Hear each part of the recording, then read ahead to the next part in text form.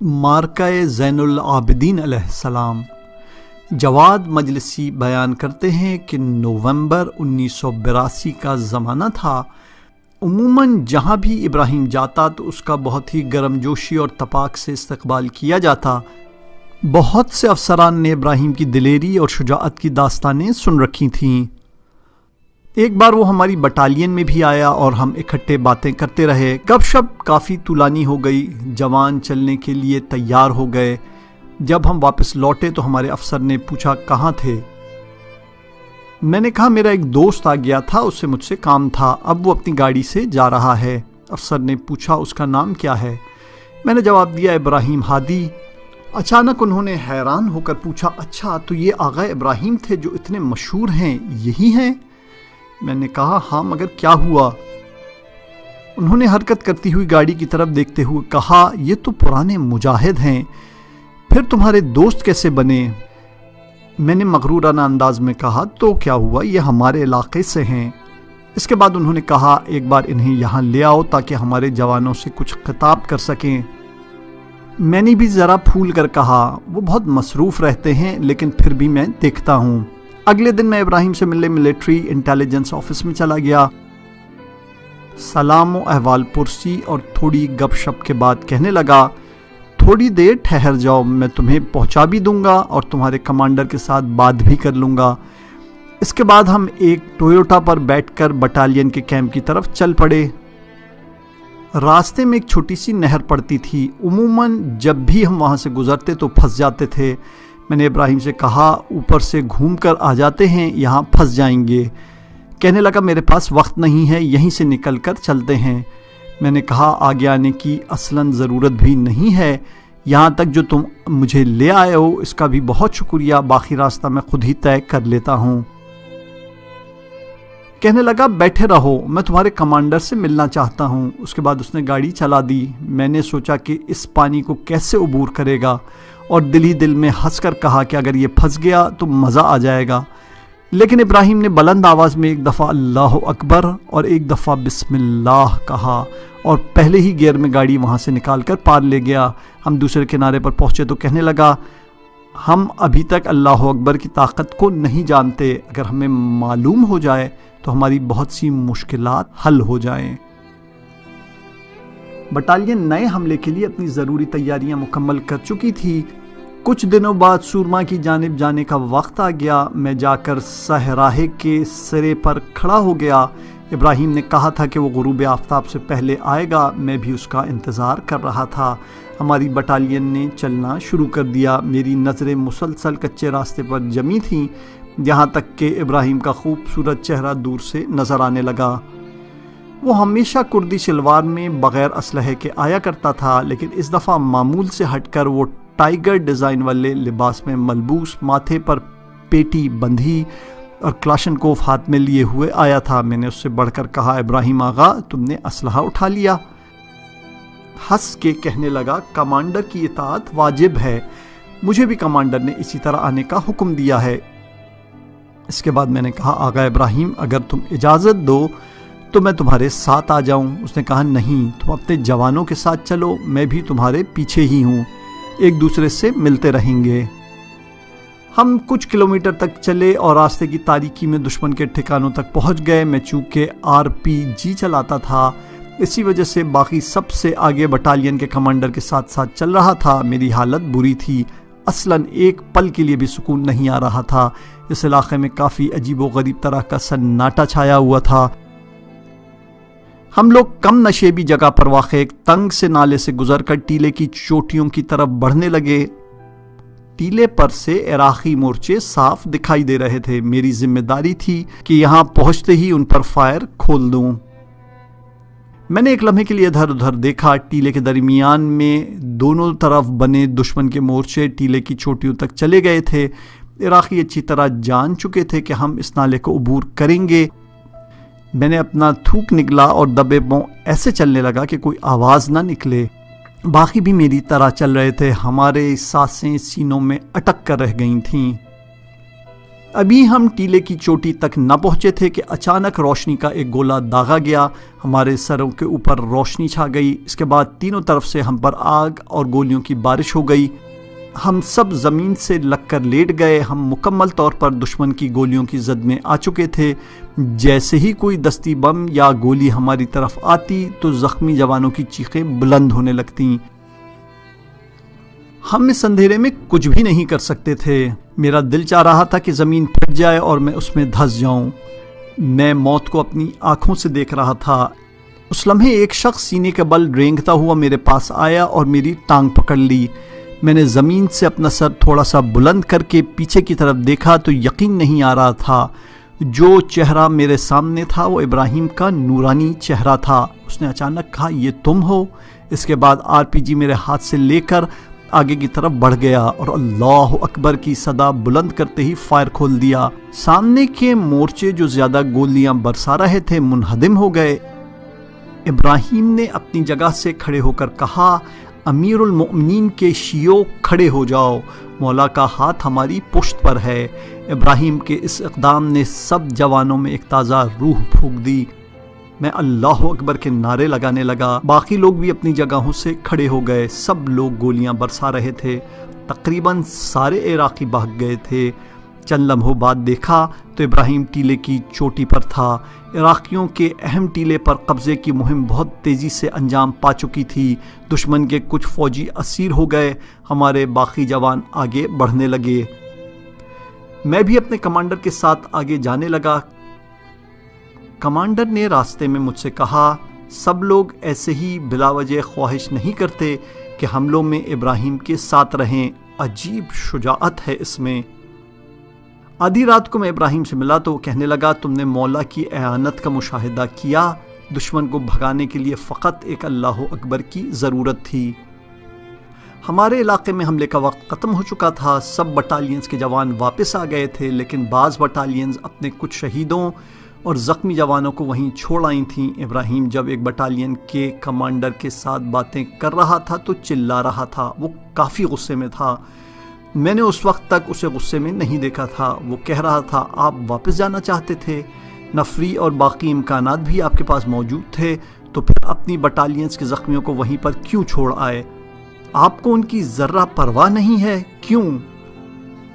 علاقے کا انچارج جو ابراہیم کا دوست تھا، اس کے ساتھ اس نے ہم آہنگی کی اور جواد افراسیابی اور کچھ دوسرے جوانوں کو ساتھ لے کر دشمن کے ٹھکانوں میں کافی آگے تک چلا گیا۔ اگلی چند راتوں میں وہ بہت سے شہداء کی لاشوں اور زخمیوں کو اٹھا کر واپس لے آئے۔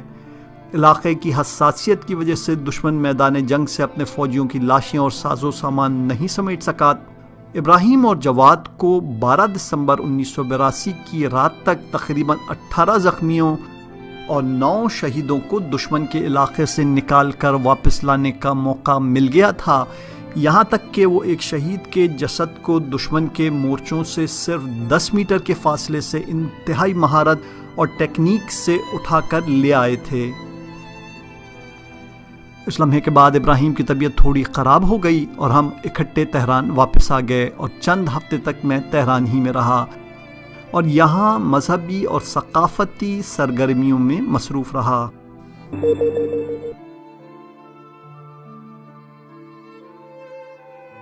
آخری ایام۔ علی صادقی۔ دسمبر کے ایام تھے۔ میں اور ابراہیم تہران واپس آ گئے تھے۔ وہ خستگی اور تھکاوٹ کے باوجود کافی خوش تھا۔ کہتا تھا دشمن کے علاقے میں کوئی شہید اور زخمی باقی نہیں بچا، جو کچھ بھی تھا ہم اٹھا کر لے آئے۔ اس کے بعد اس نے کہا، آج کی رات ہم نے کتنی منتظر آنکھوں کو ٹھنڈک پہنچائی۔ ان شہداء میں سے جس کی ماں بھی اپنے بیٹے کی قبر پہ جائے گی، اس کا ثواب ہمیں بھی ملے گا۔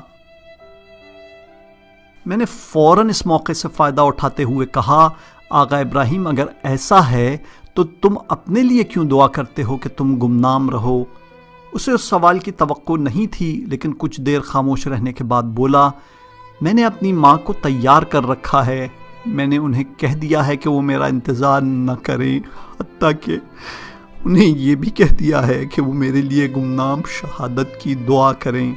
لیکن جو جواب میں چاہتا تھا اس نے وہ پھر بھی نہ دیا۔ میں اور ابراہیم چند ہفتے تہران میں رہے۔ حملے ختم ہوئے تو بہت سے دوست ہر رات ابراہیم کے پاس آ جاتے۔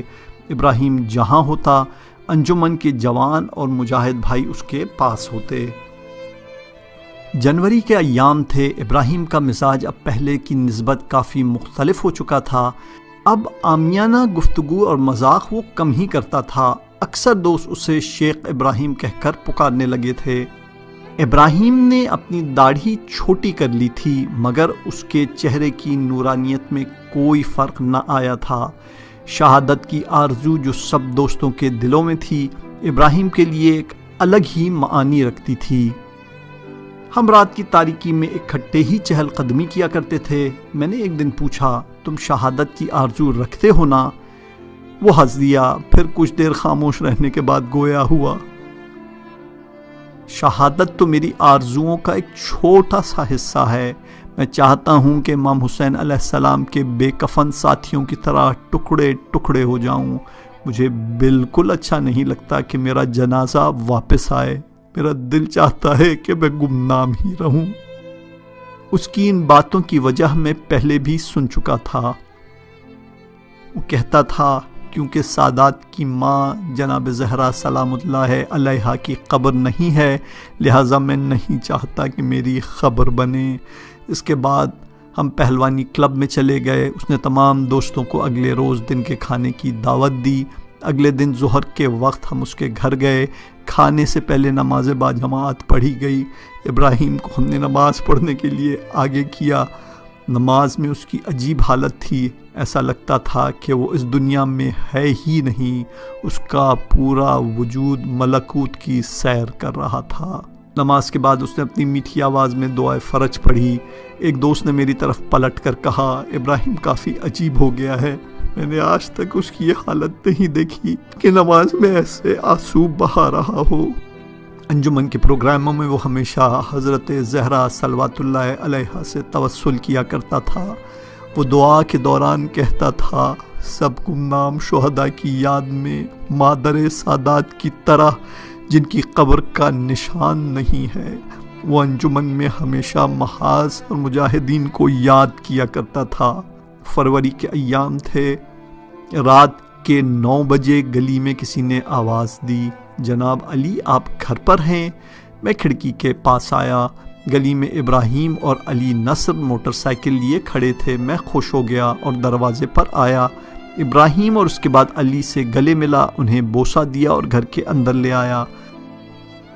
موسم کافی ٹھنڈا تھا اور میں اکیلا۔ میں نے کہا کھانا کھایا ہے؟ ابراہیم نے کہا نہیں، لیکن تم زحمت نہ کرو۔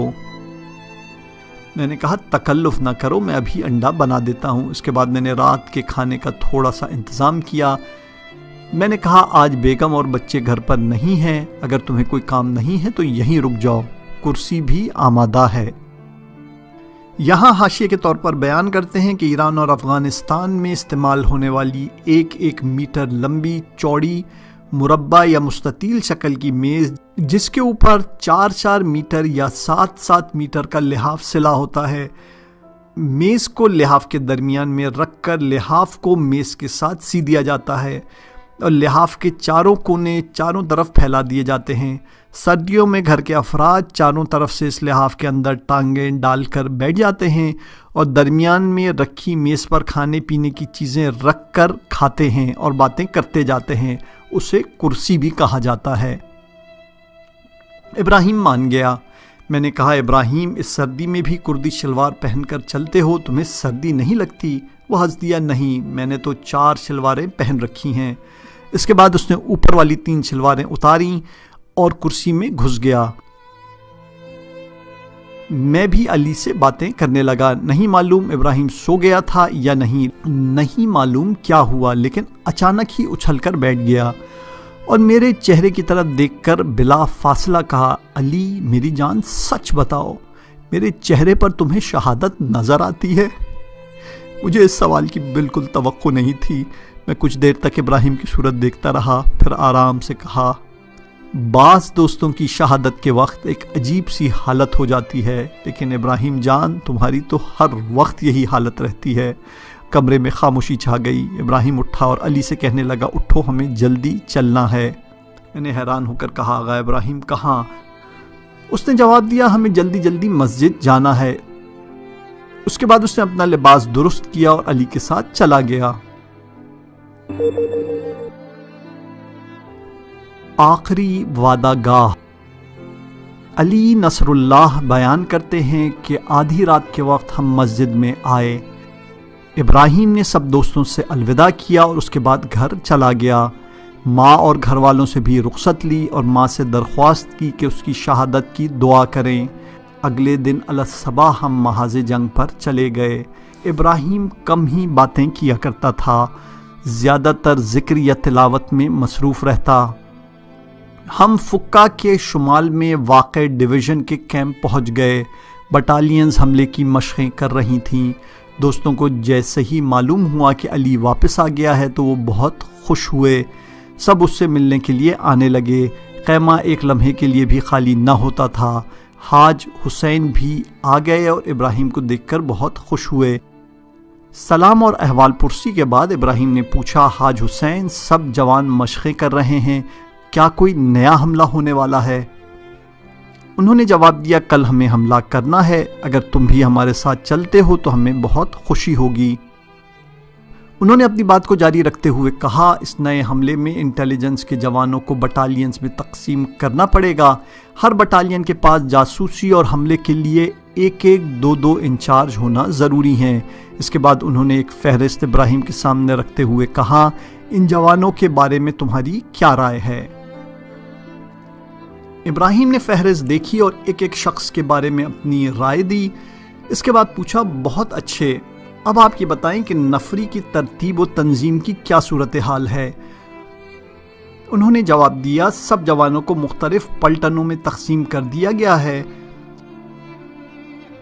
چند بٹالینز مل کر ایک پلٹن تشکیل دی جاتی ہے۔